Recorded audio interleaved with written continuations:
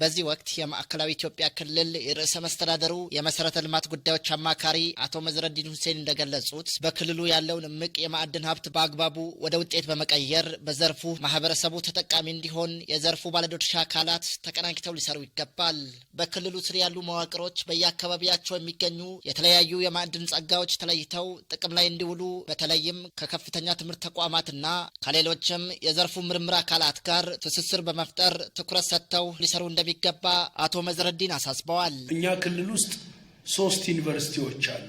ስለዚህ በየአካባቢው ያለንን የማዕድን አቅም ከነሱ ጋር ተቀናይተን ማጥናት የምንችልበት እድል አለ። አንዱ እሱ ነው። ሁለተኛው በዚህ ዘርፍ መሰማራት የሚፈልጉ ባለሀብቶች ራሳቸው አጥንተው ለመግባት እኮ ይፈልጋሉ።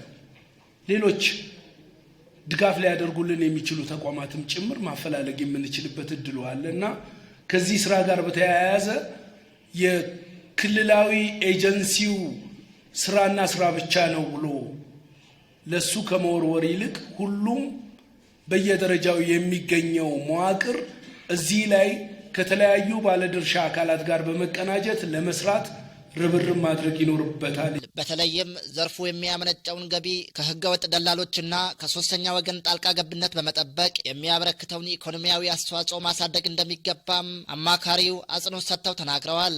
የማዕከላዊ ኢትዮጵያ ክልላዊ መንግስት ማዕድንና ኢነርጂ ልማት ኤጀንሲ ዋና ዳይሬክተር አቶ መኮንን መኔዶ በበኩላቸው በበጀት ዓመቱ በዘርፉ የተከናወኑ ተግባራት የሚበረታቱ ቢሆንም ክልሉ ካለው አቅም አንጻር በቂ ያለመሆኑን አመላክተዋል። ክልላችን ካለው ፖቴንሻል ነውና ከፖቴንሻላችን አንጻር በምናይበት ሰዓት ወደ ራሳችን አስጠግተን በደንብ አድርገን ማየት ያለብን ነገር እንዳለ በጣም ሰፋፊ አመላካች ነገሮች አሉ።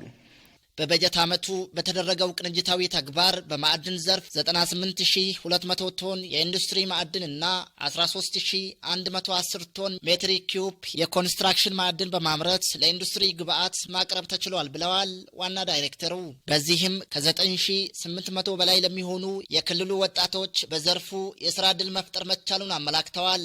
በበጀት ዓመቱ በማዕድን ዘርፍ የኢንዱስትሪ ማዕድን ወደ 98202 ቶን የኮንስትራክሽን ማዕድን ወደ 13110 ሜትር ኪዩብ አምርተን ለኢንዱስትሪው ግብዓት እንዲሆን የማቅረብ ስራ ተሰርቷል።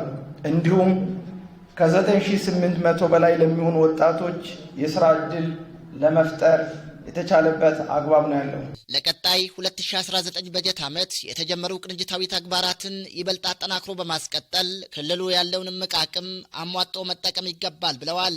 የባዮጋዝ መሰረተ ልማቶች ተጠግነው የታለመላቸውን ግልጋሎት እንዲሰጡ የየመዋቅሩ አመራሮች በበጀትና በሌሎችም አስፈላጊ ጉዳዮች ድጋፍ ሊያደርጉ እንደሚገባ አቶ መኮንን ገልጸዋል። ከመድረኩ ተሳታፊዎች መካከል የጉራጌ ዞን ማዕድንና ኢነርጂ ልማት መምሪያ ኃላፊ አቶ አየለ ፈቀደም በዞኑ የሚገኙ የማዕድን ሀብቶች በአግባቡ ተለይተው ጥቅም ላይ እንዲውሉ በተደረገው ጥረት ከ25000 በላይ ወጣቶች በዘርፉ የስራ ዕድል ተፈጥሮላቸዋል።